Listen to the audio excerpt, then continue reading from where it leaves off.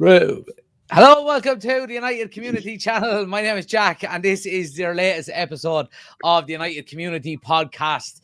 We've got a very busy show for you tonight, guys. It's been a week, obviously, since we've last spoke with each other, and there's a lot of, I suppose, issues after occurring, a lot of things happening in the world of Manchester United. We're going to talk about the season first and foremost, guys. We're going to give our season review, take as many positives as we can out, but I don't know if that's going to take us too long, but we'll talk about it regardless. And we're going to talk about all of the transfer rumors coming out in the past few days. We've got a potential swap deal for Victor Osimhen. We've got Gyokeres. Where's he going to go? Garnacho.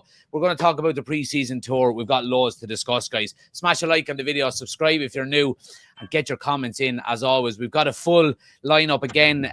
Chris, Desi, Osimhen, and Ben. Jesus, I nearly forgot like half of your names there for whatever reason. I don't know why, but boys, thanks for joining. As always, how are we all doing?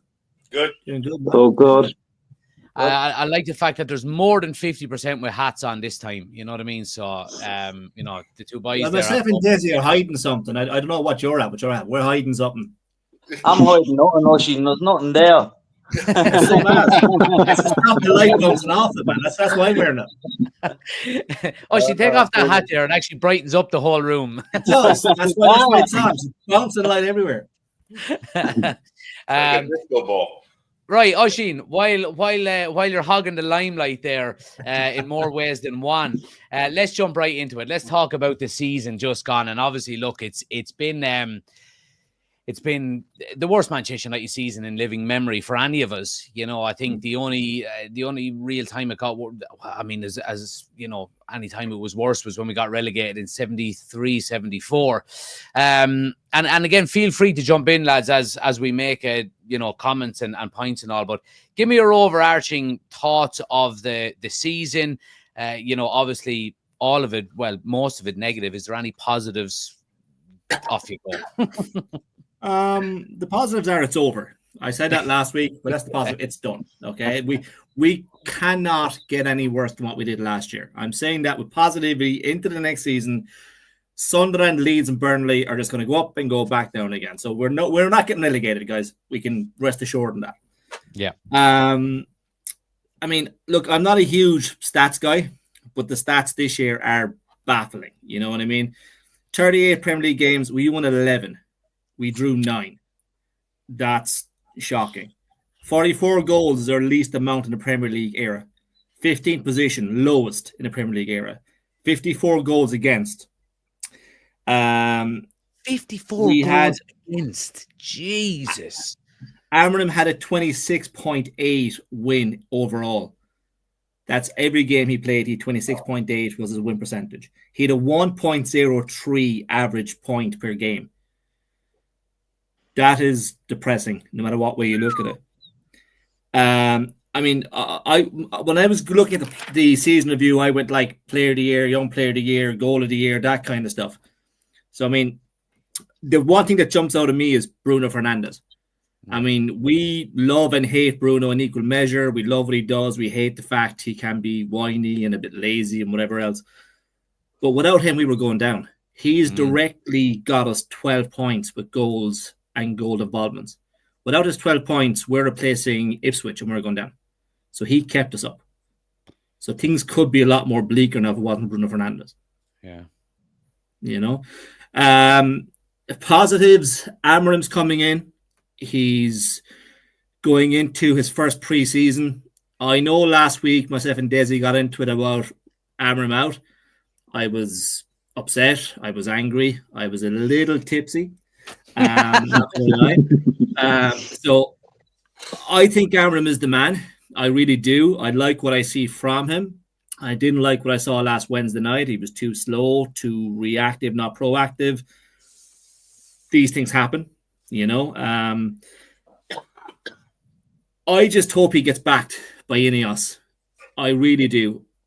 And the signs early on are where we've lost out in the lap, which I'm not too concerned about. I said last week he's just Hojlund 2.0, so I'm not too concerned about that. But my name tonight, if you look at my name tonight, Jack, is I just want to get it done. Get the transfers done early, give Amorim his time, and just it's Mr. Get It Done 442 because Jack can't find the button now. So just get it done and get it done early. So give Amram the time.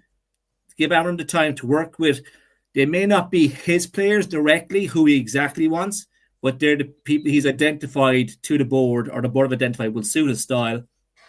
Get them in early, and hit the ground running in August. If we come back in August and he has his own players, he has his own system, and we've lost the first 4 out of 6 games, then he's in trouble again, guys. He's in serious trouble then.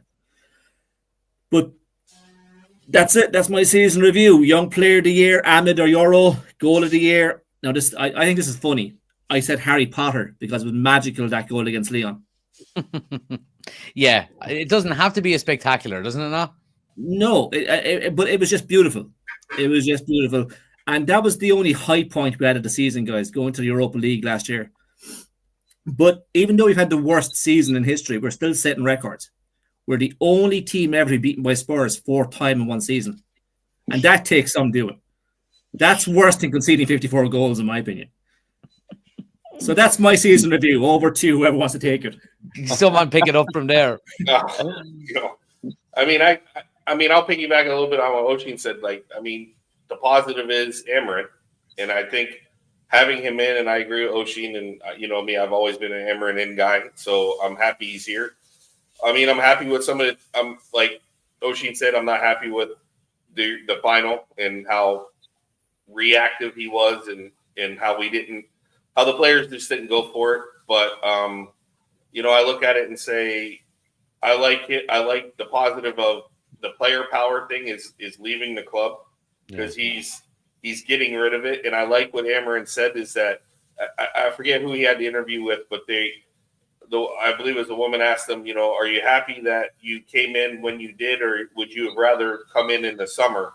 And he said that he would rather come in when he did. He wouldn't have changed that, only because now the suffering that we went through in the last 6-8 months that since he got in, we've suffered that now, because he, in not so many words, he thought we would have suffered those 6 to 8 months at the beginning of this next season, because he wouldn't have been able to see the players that he had.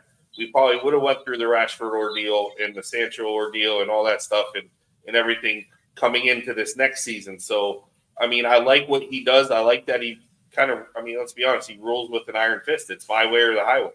And we've never really had that. It was, okay, we'll discipline somebody for half a game and then they'll start, or they'll do this and then they'll be right back in the lineup, where, it's either you put in the effort or you're not going to play.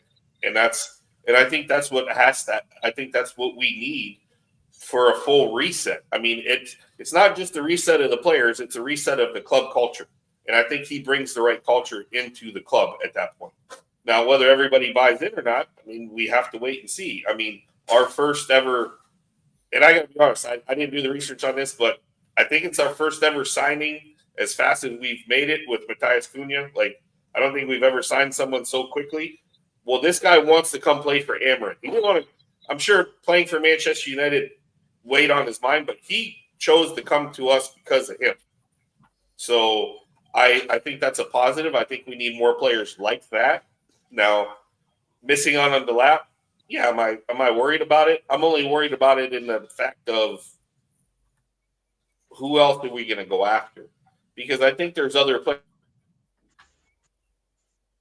that can go after instead of, zeroing in on the lap at that point, So Sorry to cut across you. I just want to share this. Agent of Bruno Fernandes has been seen outside a hotel near the Saudi Al Hilal Football Club. We'll get on to that. Surely he has more players. That's just a nothing headline. Surely he's got more players on his books. Maybe so. But, we'll talk about it in a few minutes. But sorry, Chris, go on. No, it's all right.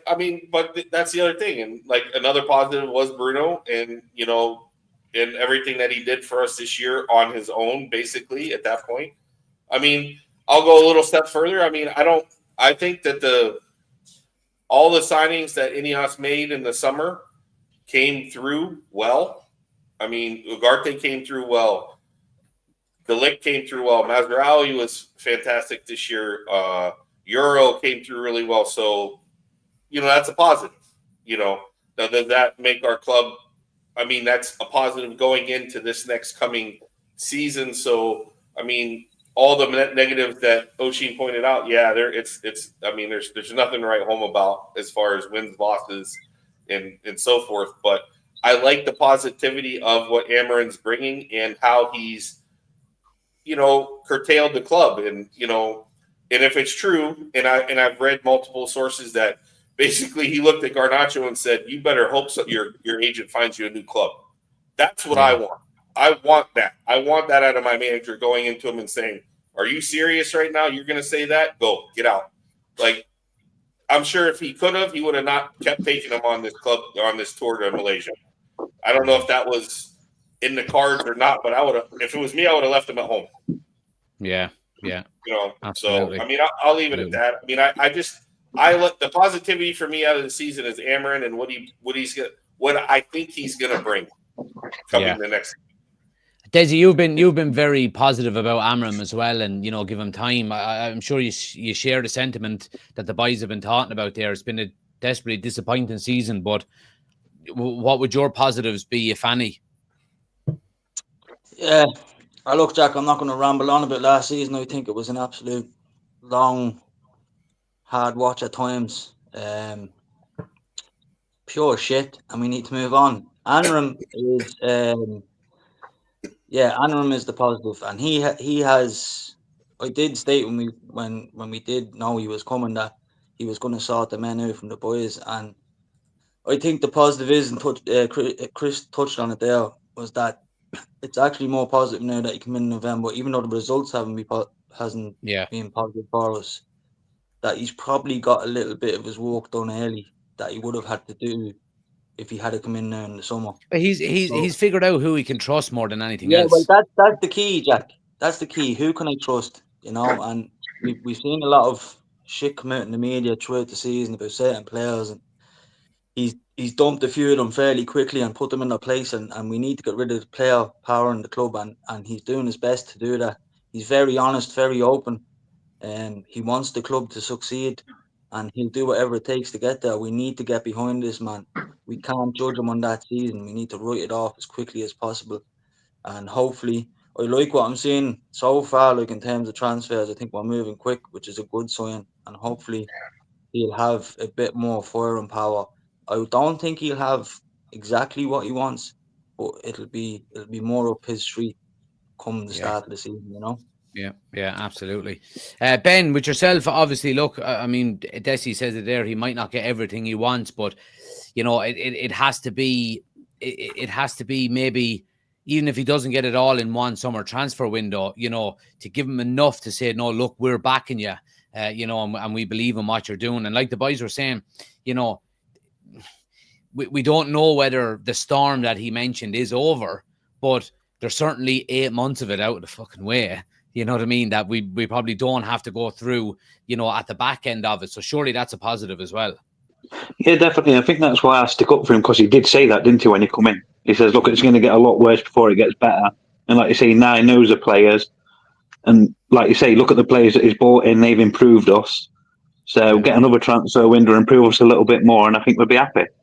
Yeah. And the fact that he did say, it's going to get worse before it gets better. And then at the end of the season in Old Trafford, he said the good days are coming. Do you believe him as much? Yeah, of course. You've got to, haven't you? You've got to back him. Yeah. He obviously, people are worried about him being backed, and that would he come out and say that Old Trafford if he weren't getting some sort of backing? Yeah. Because if he's not, he's putting pressure on himself, innit? I just hope he's as right about the good days coming as he was about the storm fucking coming. Because by God, that was a big storm. Yeah, but that's like I say, he wouldn't say it, would he? He wouldn't say that if he didn't know something. Maybe that's because he's figured out the players, though, Jack. Do you know what I mean? Maybe he knows now exactly where he stands. He's a little bit more firm on the ground with the current squad. Yeah. And he knows now. And hopefully, with the right attitude towards this transfer window, especially from the owners, because they play a big part in it too. Sorry, I'm after losing you there, lads. No, you're still there. Go on, we can hear you. Yeah. Sorry, my phone locked. Yeah, so hopefully because as I said, the owners play a big part in it, and if they can get behind him and give him the players that he needs, maybe it's, as he said, it's not going to be them all. And a lot of the fans will probably look at Anram and say, "So how can you back him after them results?" But why not? Because we have not literally backed him in terms of giving him the squad that he wants. I mean, Yeah. his first three players are Aiden, Heaven, Dorgu, and Cunha. Which, I mean, Heaven and Dorgu. I mean, Heaven looks great. Dorgu looks like he's a promising young left back. And and then we also have this kid that's coming from Paraguay that's a man amongst boys that, we don't know. I mean, we'll see what happens with him. He'll probably go out on loan. But at the same time, I mean, if you look at Ineos's track record with their transfers, they're not really bad at this moment.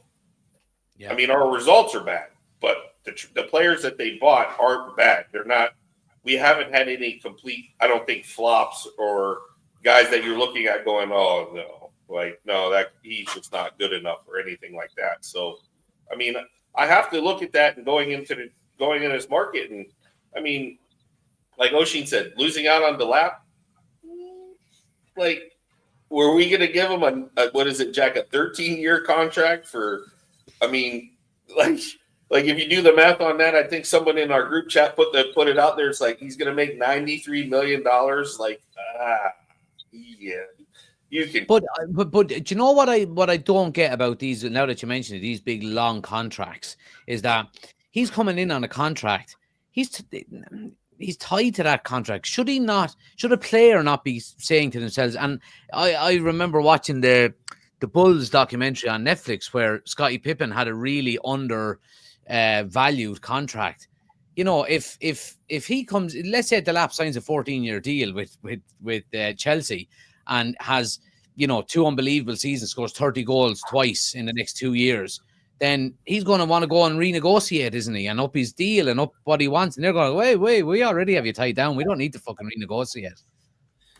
I think there's break clause in the contract, though. I don't think it's a 13-year straight. I think there's a break clause at certain points along the contract of the club and player to renegotiate.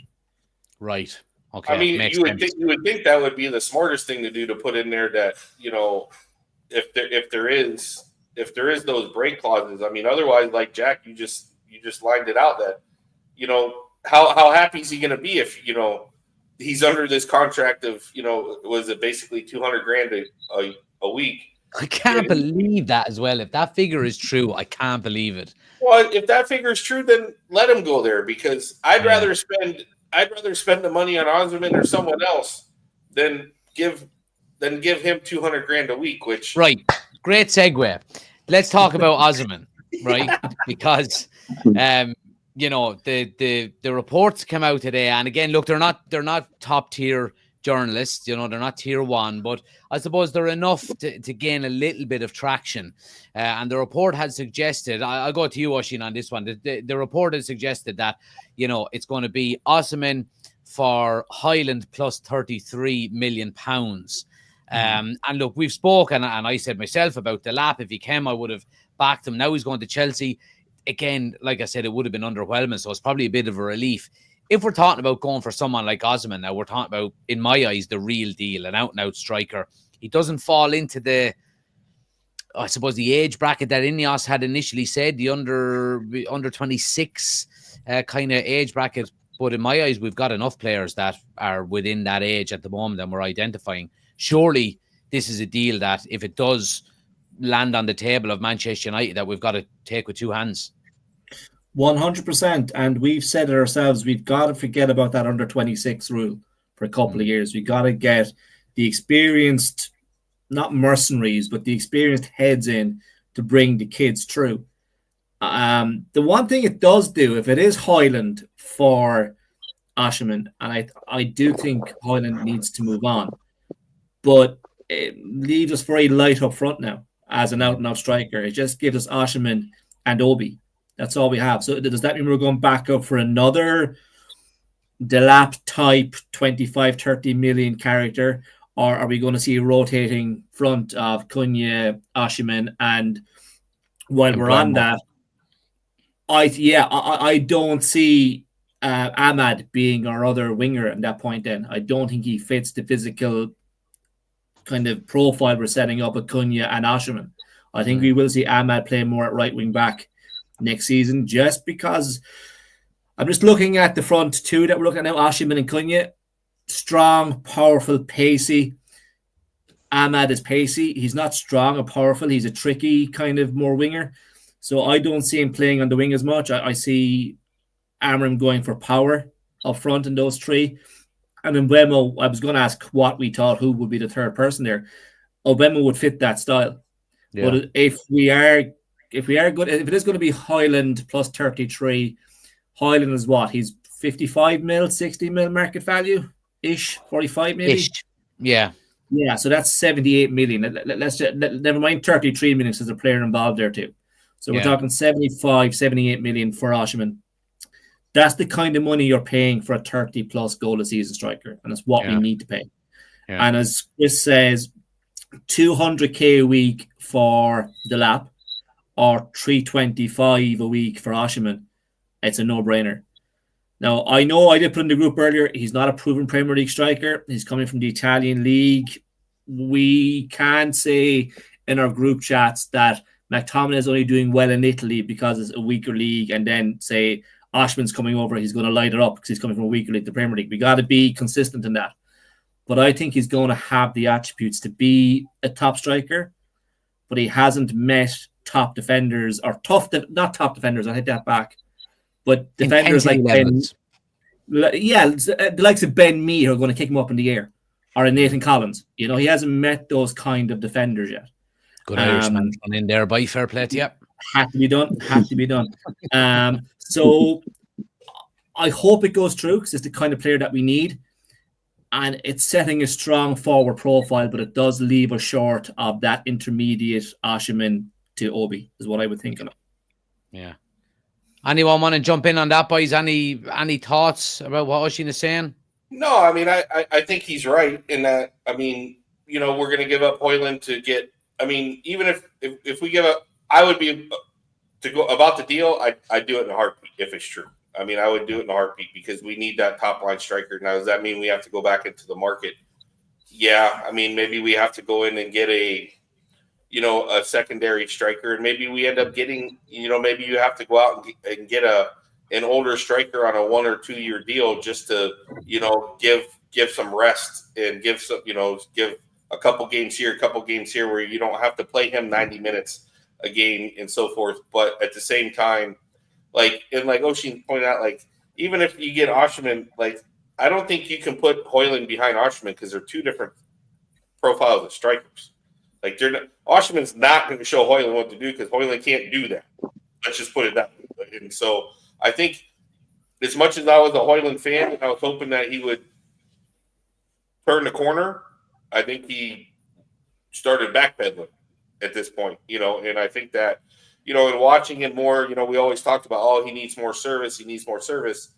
The problem is this season, I felt that I watched him and he hid. He was hiding behind center backs. He was not making runs. Yeah, I don't think we can make that service argument anymore. He literally has the most productive midfielder playing behind him in Bruno Fernandes, the most creative this season.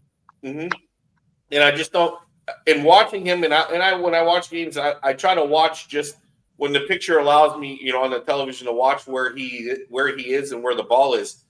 It looks like he's a deer in headlights. He's standing waiting for something to happen instead of making a run and to make something happen. It's just he's off, and maybe he's lost, and maybe he needs to move on and reboot and stuff like that. But I mean, I like the deal. We talk about who the third one is, and Mbeumo. In the chat we were talking about. I'm going to throw these in and put in the chat. Because I'm torn. I like Ryan Cherky, but I'll be honest with you. If we have the chance to get him, you've never said that, Chris. You've never mentioned that guy before. Who's that guy? Exactly. I'd have to go with Mbeumo, because I think that's what we need right now. We don't. Well, it looks like Turkey is it's Liverpool and City are kind of on the ball for him as well at the moment. You know what I mean? They are, and I mean, he's a very good player. Don't get me wrong, but I think we need right now. What we need is probably not him at this moment. We need someone like Mbeumo that can come in, like you pointed out, Jack. You put, whether it is, you had Cunha and you had Mbeumo and you had Delap, 26 minutes, and you had Delap. you know, and that adds 49 goals to our tally. So now if we put Cunha, Embuemo, and Osimhen in there, that's even more goals. And I think we need that. I mean, and I think that's the right thing to do as long as Brentford plays ball and lets us, you know, we can get him for a decent price and, you know, over a course of 3 to 4 years, pay that off.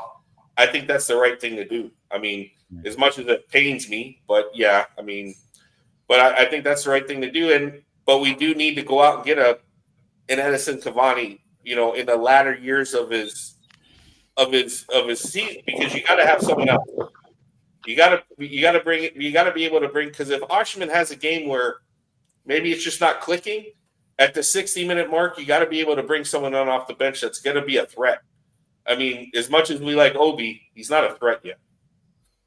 And, you know, so one thing I would say about Obi, though, if it is Osimhen that comes in, they've got very similar builds, frames, if you know what I mean. They're kind of long and stringy. Like Osimhen is a tall, but kind of a wiry centre forward, if that makes sense. And Obi kind of, I know he's young, but has a similar kind of a frame. But I don't think Obi has the pace that Osimhen has. That's the difference. And I mean, we haven't seen enough of Obi yet in open play to see that. You know, I think he's a little deer in headlights at the moment because, I mean, he's 17, 18 years old playing in the Prem. So I think I think that, you know, I like the makings of that. If we can get him, I think that's the right thing. If, you know, and Hojlund needs to move on, and, you know, hopefully we can get some other sales of players and we can get some other positions in there, like another CDM or, you know, Embuemo, and then maybe another CDM and another center back at that point. We need a goalkeeper. We need a goalkeeper before a CDM and a center back. We need a keeper. I mean, but we have to unload Onana first. Well, Eric Ten Hag can have him in Leverkusen if he wants him. I'll bring him over on the boat, no problem. I mean, we'll swap the two goalies from Leverkusen and United. I'll do that in a heartbeat. You know, it's like, you know, but I mean, I agree. Well, sorry, Chris. Oisín, that ranks pretty high up on your priority list and new goalkeeper. Yeah, I think we need a keeper because Bayindir and Onana have both shown they're not up for it. Yeah. Both of them. I mean, Bayindir has, how many goals has he conceded on his own? And he would have conceded one last Sunday if it wasn't for a dodgy referee decision. You know what I mean? That could have been a different game on Sunday. He must have conceded, 9-10 goals in 4 games? I mean, that's Taibbi levels of concession. You know? And that's not good. You do that on purpose when I'm drinking something. Well, the only important thing about the goalkeeper situation at the moment is that it looks like the best of the three of them is going to stay on, and that's Tom Heaton. You know, so happy days. I'm happy all around. You know what I mean? Desi, you're shaking your head there. Talk to me a little bit about. Look, we spoke about Osimhen already, and I want to kind of jump to you as well with Gyokeres, because reports, I mean, Arsenal have been so heavily linked with Gyokeres over the last couple of weeks, and they, you know, were saying that it's going to be them that's going to get it and get him and not us. But now Fabrizio Romano today has said that it looks like Arsenal are going all out for Benjamin Sesko. You know, so I mean, I said it, and the boys have backed me up in this. I said it. I'm going to say February, March time, that I just had this feeling that Gyokeres could end up at Manchester United. If you had a choice, which one would you pick? Yeah, I'd love to see Gyokeres coming. He's worked under the manager. The manager knows him. He knows exactly what the manager likes. It's a match made in heaven. You know, it's not too complicated either. I'd love to see him coming. I think he's got great potential. He'd have a point to prove in the Premier League, like most strikers that we're going to go for. So, you know, if we're going to take a risk, if he could come to us, I think it'd work perfectly for us, especially because Ruben Amorim has that relationship with him, and he understands the system, which is a big key. When you look at the likes of Hojlund playing there, he looks like he's lost his mojo. He doesn't know where to go. I said it in the last podcast, he definitely needs to move on to get his head back together and to fall in love with the game and maybe improve a little bit. I don't think, and for some reason, I don't know why, I don't think we'll get rid of Onana. Now, I don't agree that he should stay. I just can't see us getting rid of him. I would think that Anram is really considering or maybe pushing, for a more ball playing, athletic centre back. I know Maguire's doing a job, and look, he's a great team player, but I think we need someone in there with a bit of athleticism who's good on the ball, who can play the system the way Aaron wants to play it. I don't think Maguire's got the minerals that Aaron wants. He's a very trustworthy player, Jack Maguire. Like, he gives you everything, but He's a good pro. he's a good pro, but we just need someone with a little bit more authority, a little more flair on the ball, that knows what they're doing a little bit. You can't really trust Maguire half the time when he's on the ball, It's all right when he's up front because he can make the mistake, but when it's on the back line, you can't afford to do that. And I think personally speaking, we really need to sign a good ball playing centre back. It's very important for the system. Chris. Ignacio, bring him. Bring him from Sporting. I watched him against Benfica. The guy can do it. He can play. I mean, left-footed, and everything like that. I think he's – and they don't – I mean, they only have a price tag from what I read around $30 million for him. So, I mean, I think it's in our wheelhouse. And I agree with Desi on that. And, I mean, and to go back to what you said, who would I rather have, Gyokeres or Osimhen? Gyokeres all day. I mean, so I'll pose this question. If you – because this is where I get a little lost. We're talking about going after Mbuemo for $50 million, and Gyokeres' release clause is $62 million. And let's just put under the pretenses that Gyokeres would come to us. Why would you rather go get Gyokeres, or would you rather take Mbuemo? I myself would rather take Gyokeres for $62 million and leave Mbuemo to the side. Not anything against them, but I would prioritize that.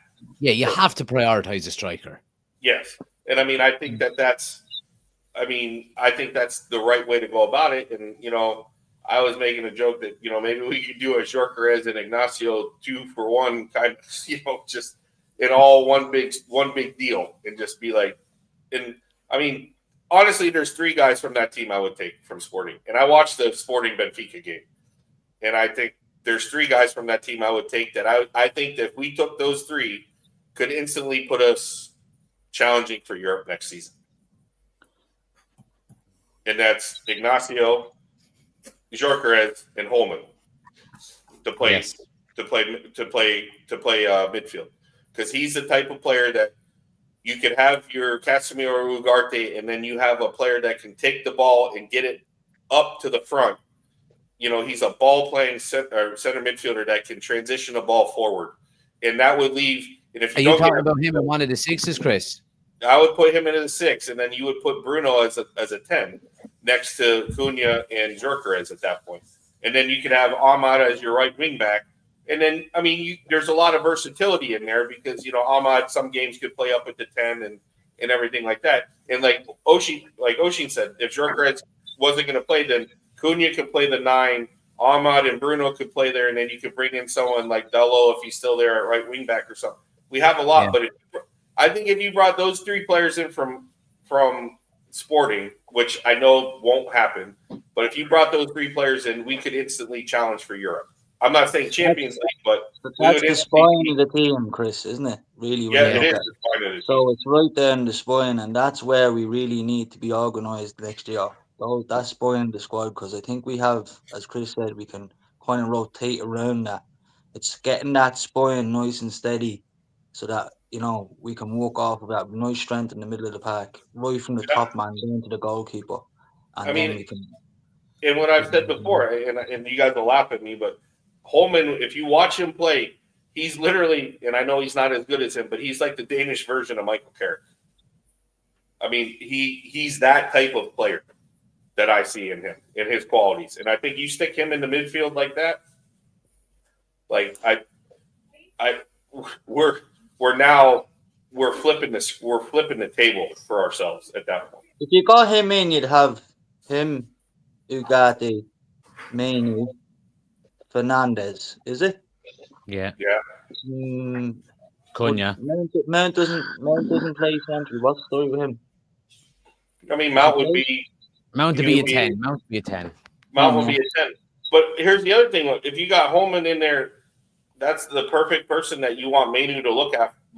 If our problem with Mainu is we don't know if he's going to be a 10 or a 6.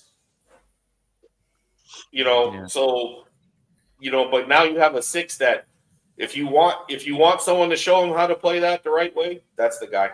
I think Mainu's better as a 6. He just hasn't happened from this year. He's never been a 10. He's played his best football as a 6. He's what? Yeah. He's played his best football as a 6. When he first came into the team, it was as a 6, and he was a destroyer in the back. And we tried to fit him in as a 10, and it's not working.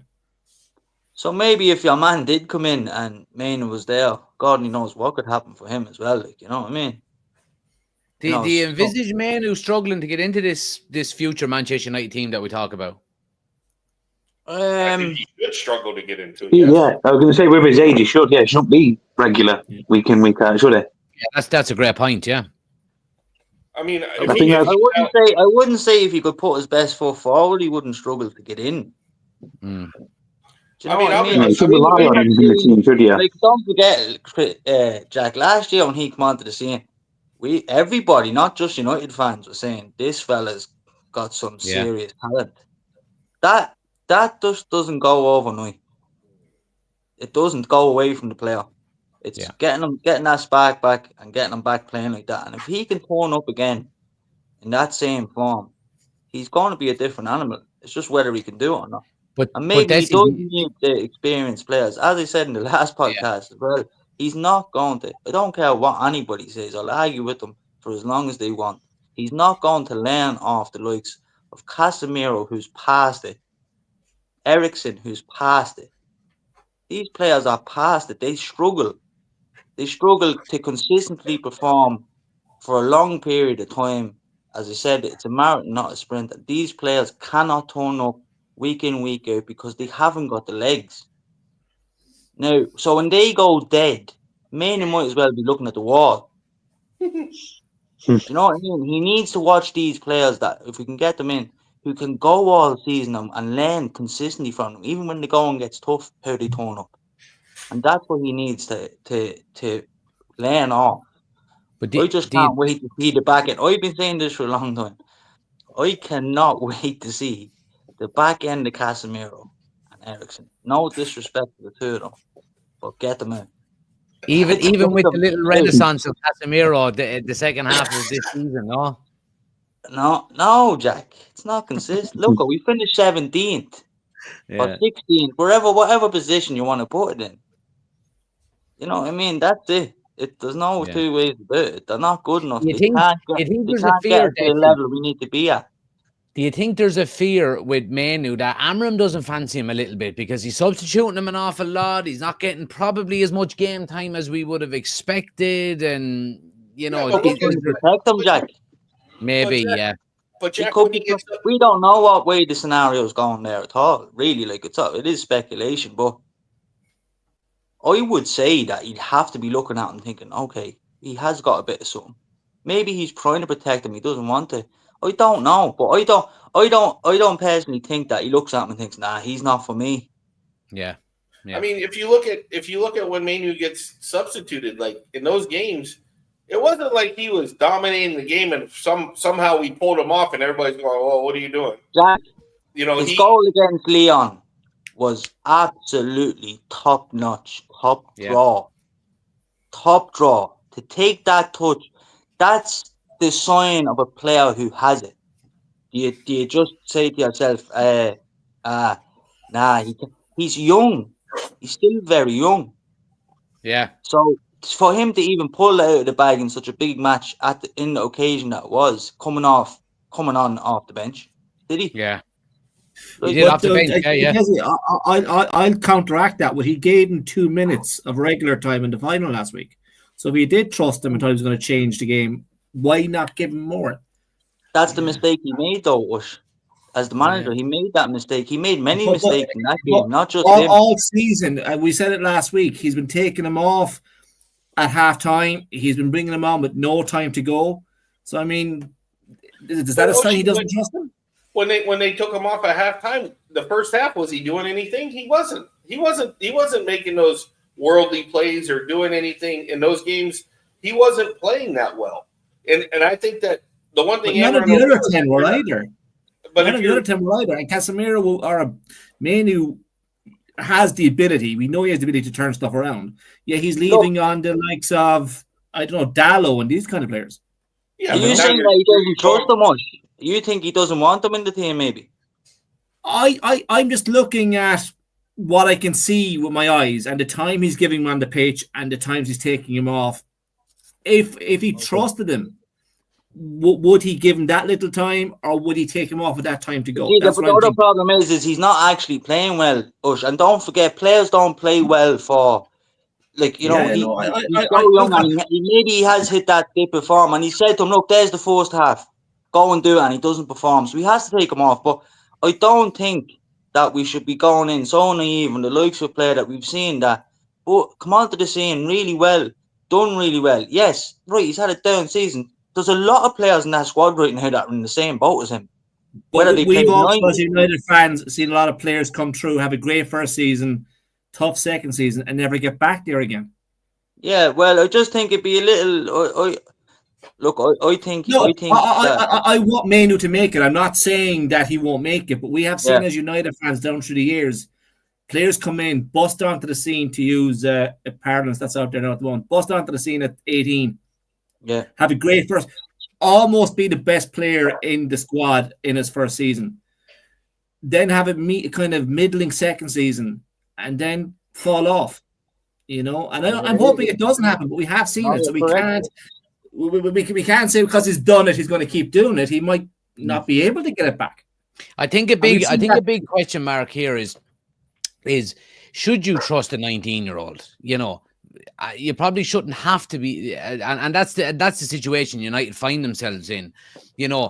I think time is on his side first and foremost, because United haven't tied down to a long. I think he's got 3 years left on his deal or something like that. I know he's angling for a new deal for 180 grand a week, and he won't get that at the moment.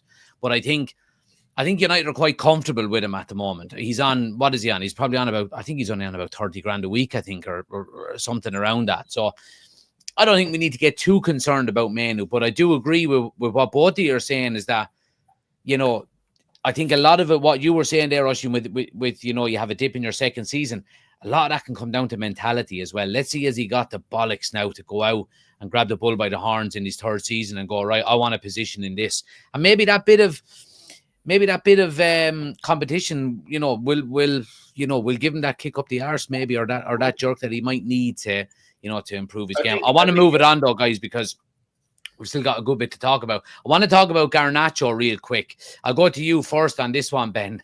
Talk to me about Garnacho. Look, since we've last spoken here on the podcast, Amram has said to him in front of the whole squad, you better pray that you find a team in the summer. What's your thoughts on it? Because we know Garnacho is a very talented young boy, but it looks like his time at Manchester United is going to come to an abrupt end. Yeah, talent is attitude, though, isn't it? That's the problem. Get Eric Ten Hag to get that phone picked up. See you later.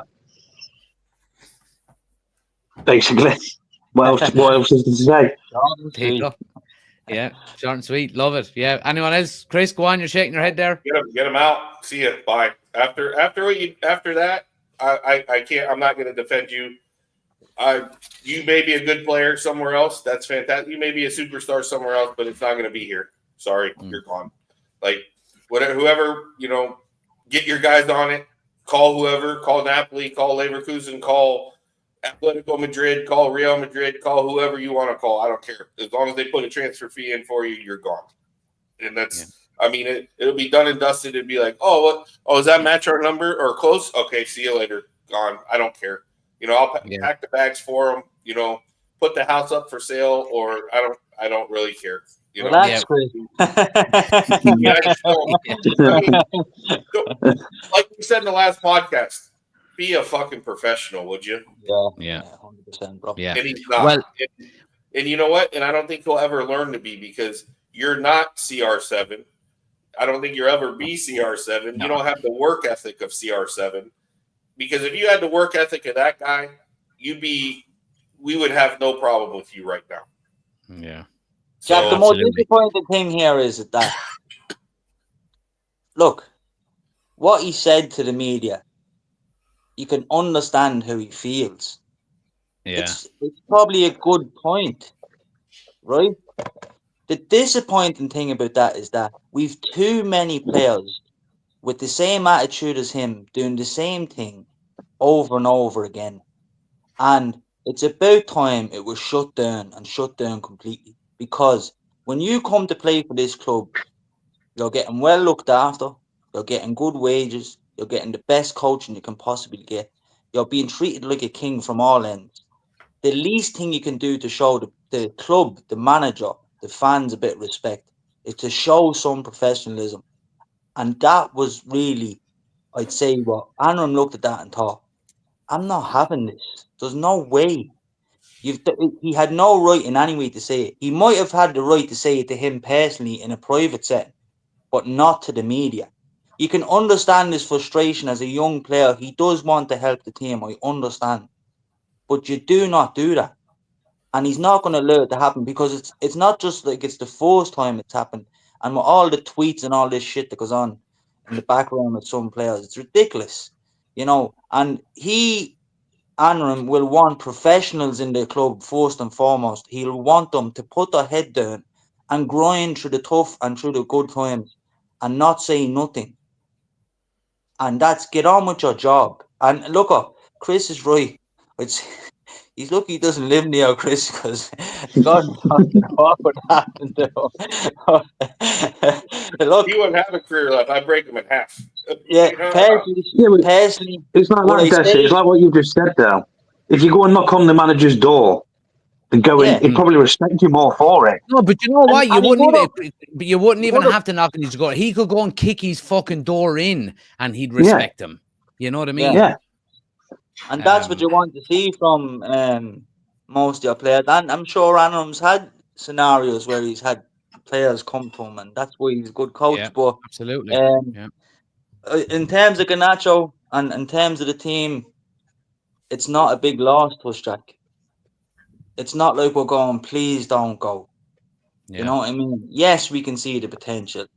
Yes, he could possibly score X amount of goals. Yes, he could be the next best thing. But the problem right now, Jack, is that United cannot wait for these players to be the next best thing.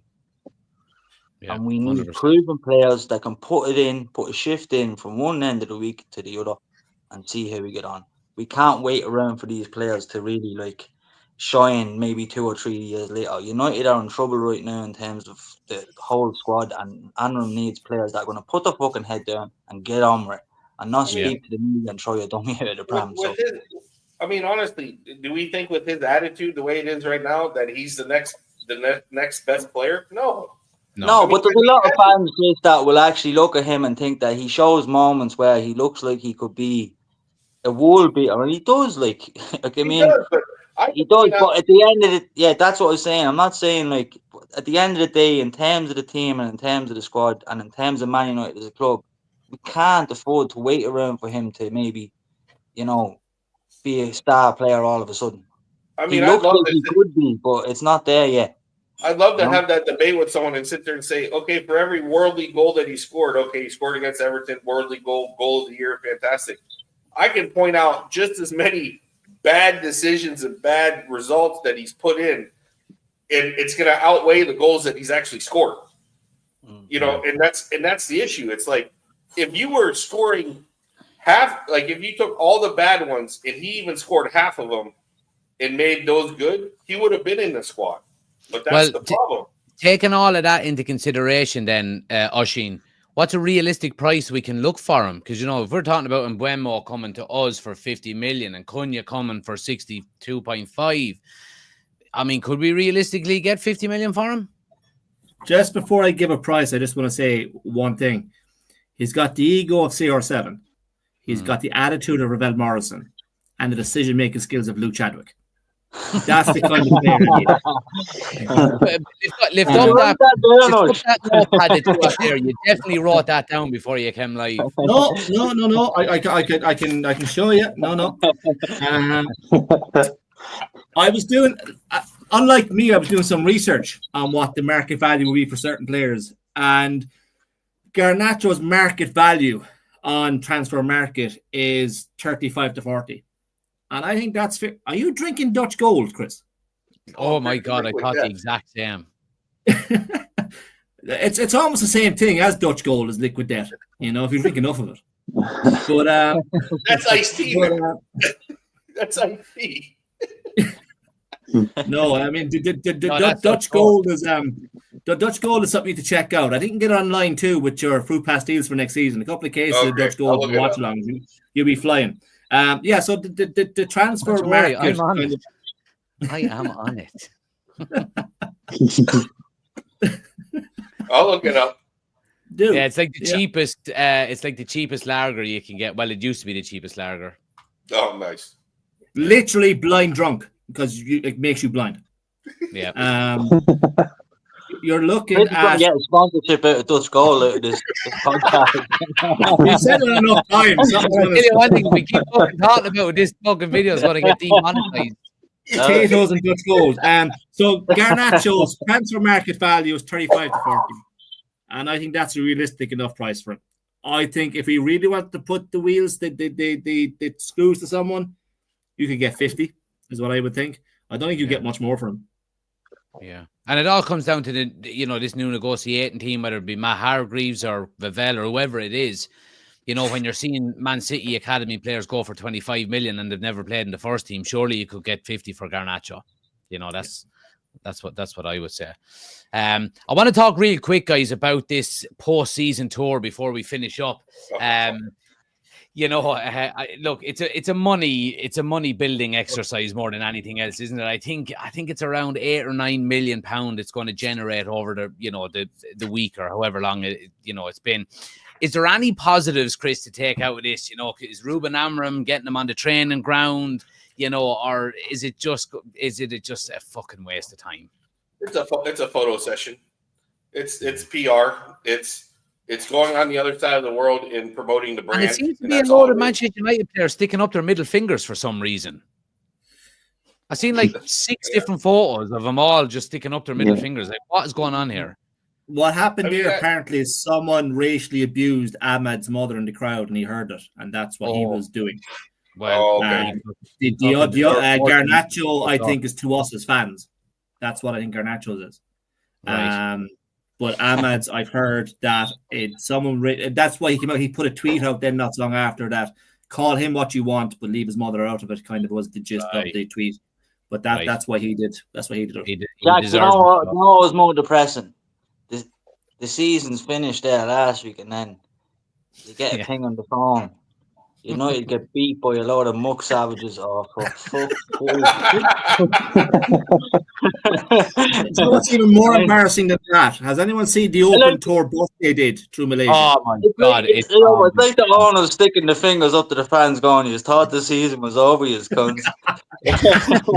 We're going to add a bit of salt here. I mean, I actually watched the first half of that game, and I was like, "Oh no!" Like, I mean, it was bad. Like, it's like everybody running around trying not to get hurt. You know, the fellow who scored against us isn't even registered with a club at the moment. What's that?